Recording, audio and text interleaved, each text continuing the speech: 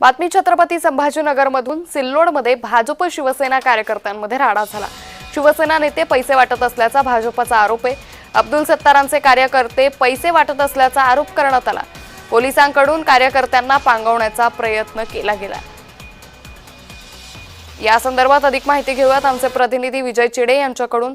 विजय, आपण पाहतोय की भाजप आणि शिवसेनेच्या कार्यकर्त्यांमध्ये हा राडा झाला, काय नेमकं प्रकरण? नक्कीच अंकित, जर पाहिलं तर सिल्लोडमधील हे संपूर्ण प्रकरण समोर आलेलं पाहायला मिळत आहे। सध्या जर पाहायला गेलं तर नगर परिषदेची निवडणूक जी आहे ती सुरू आहे। त्या अनुषंगाने संपूर्ण पक्ष जे आहे ते आपापल्या पद्धतीने प्रचार करत असल्याचं पाहायला मिळत आहे। मात्र या ठिकाणी जर पाहायला गेलं तर सिल्लोडमध्ये आता शिवसेनेकडून अब्दुल सत्तार यांच्या कार्यकर्त्यांकडून हातामध्ये याद्या घेत थेट मतदाराला पैसे वाटप होत असल्याचा आरोप जो आहे तो भाजपच्या कार्यकर्त्यांकडून करण्यात आला होता। कटेरे असं त्या कार्यकर्त्याचं नाव आहे।